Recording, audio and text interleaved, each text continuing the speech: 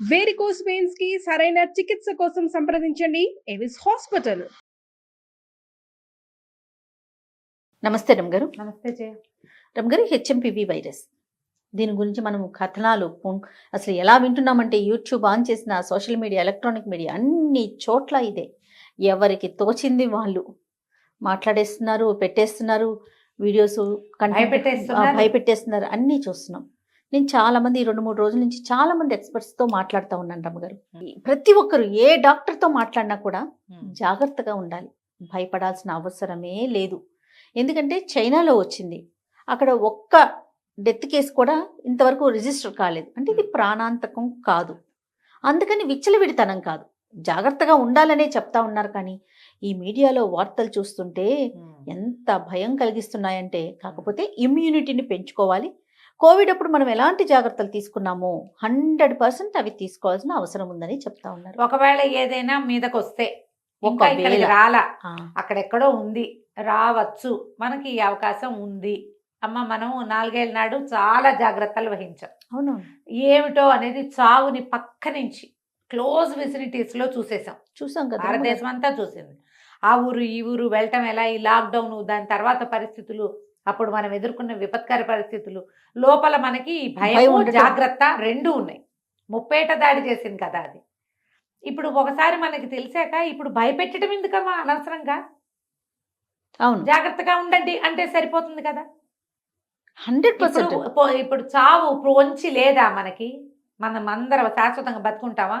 100-150 సంవత్సరాలు ఉన్నామా ఎవరమైనా? మన తాతలు ఉన్నారా, నాన్నలు ఉన్నారా, మనం ఉంటామా? అదే కదా. ఎలాగూ తప్పేది కాదు. కేర్ఫుల్గా ఉండటం ఎప్పుడూ అవసరమే. మనం ఏం నిర్లక్ష్యం వహించాము ఇదివరకటికి ఇప్పటికీ?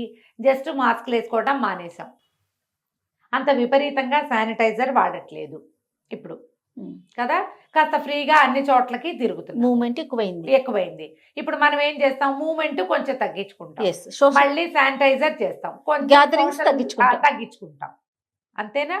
అంతే. దానికి భయపెట్టాల్సింది పొంచుంది, అది ఉంది, ఇది ఉంది, ఊళ్ళకు లేచిపోతాయంటే అక్కడ ఒకడు కూడా లేచిపోలేదు, మనం ఎందుకు లేచిపోతామమ్మా? భయపెట్టకూడదు కదా.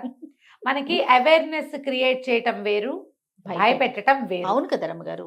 న్యూస్ ఛానల్స్ లో కూడా కనపడుతోందమ్మా, ఎందుకు అంత భయపెడుతున్నారు? నాకు వింతగానే ఉంటుంది. మాకు కోవిడ్ టైంలో కూడా మేమంత భయపడలేదు, జరిగినాయి కొన్ని, ఏం చేస్తాం.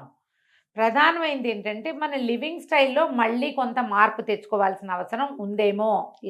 ఇప్పుడు ఉంది అనేది చైనాని చూపించి మనని భయపెట్టకూడదు, మనకి మనం నేర్చుకోవాలి. మనకి ఇండియాలో ఏదైనా కనుక కనపడితే అప్పుడు మనని జాగ్రత్త పడమని చెప్తే సరిపోతుంది. జాగ్రత్త అనేది వాళ్ళని చూసో వీళ్ళని చూసో లేదా మనకు వస్తేనే కాదు, వచ్చినా లేకపోయినా మన జాగ్రత్తలు మనం ఉండాల్సిందే కొంత జాగ్రత్తలో. ఎందుకంటే అన్ని పరిస్థితులు మారుతున్నాయి, ఆహారం మారుతుంది, ఆహార్యం మార్చుకుంటున్నాం, అలవాట్లు మార్చుకుంటున్నాం. మరి అలాంటప్పుడు జాగ్రత్తలుగా ఉండాల్సిందే కదా, జాగ్రత్త తీసుకోవాలి. కొంచెం తగ్గించుకుంటాము, కాస్త చెప్పే కదా సోషల్ డిస్టెన్స్లు పాటిస్తాం, మళ్ళీ కాస్త మాస్కులు పెట్టుకుంటాము. ఒక్క నెల పోతే 20 రోజులు గడిచిందంటే చలి తగ్గిపోతుంది. అవును, చలి తగ్గితే ఇప్పుడు మనం ఎదుర్కొంటున్న దగ్గు, జలుబు, జనాలందరూ సఫర్ అవుతున్నది దాంతో. జనరల్గా ఈ ప్రాణాంతక వైరస్లు అన్నీ కూడా దాని ఆలంబన శ్వాసకోశ వ్యాధులుగానే ఉంటున్నాయి. వన్స్ ఒక్కసారి పొగమంచు తగ్గిపోయిందంటే మనకి ముప్పు 50% తగ్గిపోయినట్టే. అవి అంటే ఇది ఉండదు కదా. కదా, ఈ సీజన్ తగ్గిపోయిందంటే ఇంకో 2 నెలల తర్వాత అది ఊళ్ళోకి వచ్చినా మనం చేసేదేం లేదు, అది మన ఏం చేయదు. ప్రధానమైనది ఏంటంటే డాక్టర్లు కూడా పెద్దగా ఎవరు డాక్టర్ ఇంటర్వ్యూస్లో కనిపించట్లా, న్యూస్ ఛానల్స్లోనే బాగా కనిపిస్తుంది. ఏం వచ్చినా దానికి మనం సన్నద్ధంగా ఉండాలి, అంతే. మళ్ళీ లాక్డౌన్ వస్తుంది, అలాంటివి కూడా నేను చూస్తున్నా. కొన్ని హెడ్డింగ్లు కనపడుతున్నాయి, లాక్డౌన్ తప్పదని. లాక్డౌన్ గీక్డౌన్ ఏం పెట్టకపోవచ్చు, ఏం పెట్టరు. స్వీయ నియంత్రణ, ఎవరి నియంత్రణ వాళ్ళు చేసుకోండి, డేటులతో సహా చెప్పేస్తారు. సోషల్ మీడియా ఎంత భయపెడుతున్నాం కదా మనం, భయపెట్టాం. కానీ ఇంకా లాక్డౌన్ పెట్టము, అలా జరగదు, మనం జాగ్రత్త పడ్డమేనన్న న్యూస్లు ఇదివరకే చూసాం మనం. ఇంకా లాక్డౌన్ల జోలికి వెళ్ళకూడదు. ప్రతి వాళ్ళకి స్వీయ నియంత్రణ, నువ్వు బతకాలా, జాగ్రత్తగా ఉండు, వద్దా? నేనేమంటున్నా, ఒకవేళ బాగా కేసులు పెరిగినాయి అనుకుందాం, అప్పుడు సిచ్యువేషన్ చేతిలో లేదు అనుకుందాం, అప్పుడు రావచ్చేమో. ఇప్పుడే అసలు ఏం లేని దానికి ఎందుకు ఇలా? అంటే ఏదో ఒక న్యూస్ ఉండాలమ్మా, ఏదో ఒకటి మాట్లాడాలని. ఇలా మాట్లాడకుండా జాగ్రత్త కానీ వహించండి. ఎంత పానిక్ అయిపోతారో తెలుసా రమ్మగారు, ఎందుకంటే కోవిడ్ లో కొన్ని కుటుంబాల్లో వ్యక్తుల్ని కోల్పోయారు. అవును. అలాంటి ఫ్యామిలీస్ ఉన్నాయి. వాళ్ళు panic మళ్ళీ అయిపోతారు. వస్తుంది అంటే ఎంత భయపడిపోతారో తెలుసా.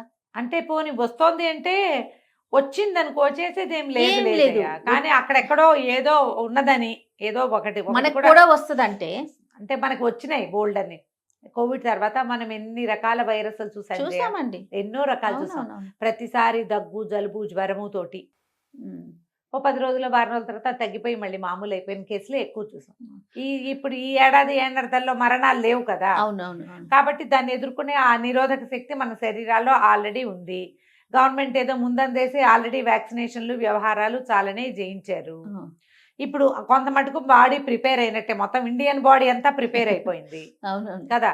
మనం ఆ జాగ్రత్తల్లో మనం ఇది వరకు నేర్చుకున్నాం ఏమిటి, మాస్క్ వేసుకోవటము, శానిటైజర్ వాడటము, ఎలా వస్తువులు అనేది. శుభ్రం చేసుకోవటము, ఇళ్ళు వాకిళ్ళు క్లీన్ గా ఉంచుకోవటము, సోషల్ డిస్టెన్సింగ్, తర్వాత ఏవో కషాయాలని గ్రీన్ టీలని, Healthy foods. Healthy foods, food intake జాగ్రత్తగా తీసుకోవటం, దాన్ని మళ్ళీ తీసుకొస్తాం. ఆల్రెడీ ఉన్నాయి, అందరూ మానేలా ఎంత కొంతమంది ఉంది. హెల్దీ ఫుడ్స్ కషాయాలు వ్యవహారాల్లో ఉన్నాము, అవును. అతి జాగ్రత్తల్లో లేము, ఈ జాగ్రత్తల్లో ఉన్నాం. దీనికి ఒక అతి చేర్చుకుంటాం. అంతే కదా. దగ్గరికి వచ్చాక ఒకవేళ వస్తే మన దగ్గరికి వచ్చేసరికి అది పలసపడిపోయింది అనుకోమా, ఇప్పట్లాగానే అక్కడో దగ్గు ఇక్కడో జలుబు ఎక్కడో జ్వరము, దానికి ఏం భయపడక్కర్లేదు. ఆ మధ్య అంతా మంకీ పాక్స్ అని కాల్చు తినేసారు చెప్పి బర్డ్ ఫ్లూ అన్నారు, మంకీ పాక్స్ అన్నారు, ఎన్ని రకరకాలు. ఎందుకు రమ్మగారు, కోవిడ్ తగ్గిపోయిన తర్వాత కూడా ఇంకొక వేవ్ వచ్చేస్తుంది. మీ ఇంట్లో చిన్న పిల్లలు ఉన్నారా, ఇంక అంతే అంతే. సంగతి. ఈసారి చిన్న పిల్లల కోసమే వస్తుందని ఎంత భయపెట్టారండి. అవును, గుర్తుందా రమ్మగారు? పిల్లల్ని ఎత్తుకుపోయే దానిలాగా అదేదో ఆ, ప్రత్యేకంగా. బూచిలాగా. బూచిలాగా. పిల్లలు అనేసరికి ఇప్పుడు కూడా sentimental గా feel అయిపోయి. నాకేమనిపిస్తుంది అంటే ఎక్కడో ఒక చోట ఒక వాక్యం మొదలైతే ఇది బాగుందని అందరూ పట్టుకుంటున్నారేమో అనిపిస్తుంది. పట్టుకోండి లక్షణంగా, ఇది చాలా మంచిది. దేశాన్ని మీరు జాగ్రత్తగా ముందుకు తీసుకెళ్లాలనుకుంటున్నారు, మేము ఒప్పుకుంటాం దానికి, అసలు కాదనేది లేదు. దగ్గరకు వచ్చాక చేయాలి అది. అక్కడెక్కడో ఒక కేసు కనపడితే మనని జాగ్రత్త పరచమని, మనం ఇప్పుడే పానిక్ అయిపోమని చెప్తే ఎట్లా, అంత భయపెట్టద్దు. కానీ ఈ సీజన్లో ఎవరైనా జాగ్రత్తగా ఉండవలసిందే. రైట్. ఎందుకంటే ఊరంతా పొగమంచే ఉంది, దేశం అంతా పొగమంచు ఉంది. అవును, అవును. జలుబు దగ్గు జ్వరము శ్వాసకోశానికి సంబంధించిన సమస్యలు విరివిగా ముప్పేటగా ఉన్నాయి మన మీద. ఆల్రెడీ ఉబ్బసం కానీ శ్వాసకోశ ఉన్న వాళ్ళకి ఇబ్బందులు ఉన్నవారు కొంచెం ఇబ్బంది కాస్త జాగ్రత్తగా ఉండాలి. ఉండాలి.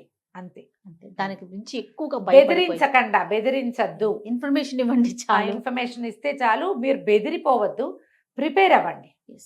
చూసేవాళ్ళు కూడా కంగారు పడిపోయి మళ్ళీ హైరాణ వస్తుంది, పడిపోయి, అదే నేను చెప్తున్నాను కదా వస్తుందని. రమ్మగారు. ఇప్పుడు కోవిడ్ టైంలో ఎలాంటి సిచ్యువేషన్ చూసాం, ఫ్యామిలీలో ఎవరికైనా ఒకరికి వస్తే వెళ్ళిపోయిన సందర్భాలను కూడా చూసాం కదండి. ఒకళ్ళ నుంచి భయం ఒకళ్ళకి అనేది పీడించేస్తుంది. ఆ భయమే పీడిస్తుంది. పీడిస్తుంది. ఇంకా ఆ పీడకల్లలు మర్చిపోకమ్మా. అంతేగా. ఆ నష్టాన్ని అనుభవించిన వాళ్ళు సరే బాడీలు కూడా ఇవ్వకుండా అలా అయిపోయింది అలా కదా. అయిపోయేసరికి కాస్త మొహం చూడకుండా అయిపోయి. నేనేమన్నా భయం సహజం, కానీ దయచేసి భయపెట్టొద్దు అని చెప్పేసి చెప్పాలనిపిస్తుంది నాకైతే. నా ఉద్దేశం కూడా అదే చేయాలి. నేను ఏంటి స్పెషలిస్ట్ తో మాట్లాడాను రమ్మగారు, పల్మనాలజిస్ట్ తో మాట్లాడాను, న్యూట్రిషనిస్టులతో మాట్లాడాను, మన మువ్వా గారితో మాట్లాడాను, ఇంతమంది ఎక్స్పర్ట్స్ తో మాట్లాడిన ప్రతి ఒక్కరు కూడా మనం భయపడాల్సిన అవసరం లేదు, కానీ జాగ్రత్తగా పడాలి. ఉండండి. ఇప్పుడు మొన్నటిదాకా మీరు చెప్పినట్టుగా వదిలేసాం కొన్ని, అదే మళ్ళీ మళ్ళీ restart చేద్దాం. తీసుకుంటాం. కొంచెం అవసరం లేదంటే సోషల్ గ్యాదరింగ్స్ ఈ 4 రోజులు తగ్గించుకుందాం. అంతే ఇవే మాటలు చెప్పారండి. అంతే. ఇలా పబ్లిక్ లోకి వెళ్తాం, అన్ని చోట్లగా ట్రిప్పులు వెళ్ళిపోవటం, కాస్త అవి తగ్గించుకుందాం. చేయొద్దు. ఒకవేళ మీకు ఒంట్లో ఏదైనా చిన్న మెత్తగా అనారోగ్యాలు ఉంటే ఉంటే రెస్ట్ rest తీసుకోవటం. తీసుకోవటం. ఇంకొక విషయం చెప్పారు రమ్మగారు, పిల్లలకి గనక చిన్న పిల్లలకి గనక హెల్త్ బాగోకపోతే ఇంకా స్కూల్స్ కి సెలవులు ఇవ్వలేదు కదా, ఒక 2-3 రోజులు ఇంట్లోనే ఉంచండి. అంతే. వాళ్ళ ద్వారా స్ప్రెడ్ కాకుండా, ఉంటుంది. వాళ్ళు అలసిపోకుండా. అంతే. ఈ ఒక్క పాయింట్ నాకు చెప్పిన డాక్టర్స్ అందరూ చెప్పారండి. ఎప్పుడు మనమైనా ఈ దగ్గు జలుబు ఈ రోజుల్లో స్ప్రెడ్ అవుతాయి, అవుతాయి ఓ కదా. 2-3 రోజులు ఇంట్లో ఉంచుకుంటే సరిపోతుంది, వాళ్ళు అలసిపోకుండా ఉంటారు కదా. ఇది ఒక కామన్ జనరల్ ఇదే అవేర్నెస్ కోసమే తప్పిస్తే అవునవును. ఒకళ్ళని తప్పు పట్టేందుకు కాదు, ఇంకొకళ్ళని ఎక్కువ ఎక్కువ కాదు. చేసేందుకు కాదు. ఇప్పుడు ఇవాళ ఏదో కంపెనీపోతుందని టీవీలో వార్త రాగానే హడావిడిగా ఇల్లు కడిగేసి తుడిచేసి ఏదో చేసేయటం కాదమ్మా. జనరల్ గానే ఇప్పుడు మనం కోవిడ్ చూసాం, అవునండి, అప్పటి నుంచి జనాలకు కొంత అవేర్నెస్ అయితే పెరిగింది. కాకపోతే ఇటీవల మళ్ళీ కొంచెం వదిలిపెట్టేశాం. అవునండి. జనరల్ ఎక్సర్సైజ్ ఉంచుకోండి, వాకింగ్ చేయటం, ఎక్సర్సైజ్ చేయటం, సమతులమైన ఆహారం తినటం, బయట తినకుండా ఉండటం సాధ్యమైనంత. ఇప్పుడు మనకి సీజన్ ఏదో మారింది, అవును, ఇబ్బందులుగా ఉన్నాయి, అసలు బయట ఫుడ్ తీసుకోకండి, కూల్ డ్రింక్స్ జోలికి వెళ్ళబోకండి, చల్లని చల్లటి పదార్థాలు ఐస్ క్రీమ్స్ వాటి జోలికి వెళ్ళకండి. సోషల్ గ్యాదరింగ్స్లో హాట్గా వేడిగా ఉండే ఆహారానికి ప్రాధాన్యత ఇవ్వండి. మనం కూడా ఇంట్లో అవును. వేడి వేడి ఆహారం శీతాకాలం అంతా అట్లాగే చేయాలి కదా అవును రమ్మగారు. కదా. కొంచెం కషాయాలు పెంచండి, కాఫీ టీలు తగ్గించి గ్రీన్ టీలు పెంచండి. ఉమ్, ఇప్పుడు హెల్దీ లివింగ్ స్టైల్ ఒకటి నేర్చుకున్నాం మనం, అవును రమ్మగారు. అది పోయిందని ఇది వదిలేయద్దు, ఆ, ఎప్పటికీ మనతో పాటు మనతో ఉంచుకోమంటారు. పాటు ఉంచుకోవాలి. హెల్దీ లివింగ్ స్టైల్ని గనక మనం మన జీవన విధానంగా ఉంచుకుంటే మనకి వైరస్ రాని, చైనాలో రాని, బంగ్లాదేశ్లో రాని మనకు వచ్చిన ప్రాబ్లం ఏం లేదు. కరెక్ట్ పాయింట్ చెప్పారండి. ఎందుకంటే మనకి చాలా మటుకు బెటర్ లివింగ్లోనే ఉన్నాం మనం. మిగిలిన దేశాల మీద మన ఆహారాలు, మన పల్సెస్ కానీ, మన ఇవి కానీ హర్బ్స్ చాలా తీసుకుంటాం మనం. మనకు అంత భయం ఏం లేదు. అవును. ఏవో కొంచెం కొంచెం చిన్న చిన్న జాగ్రత్తలు వహిస్తే సరిపోతుంది. ప్రధానమైంది ఆహారము, ఎక్సర్సైజు, ధైర్యము, ఈ 3 వా. ఉండాలి. మంచి పాయింట్, 3 వ్యాలిడ్ పాయింట్స్. ఉండాలి ఇవి.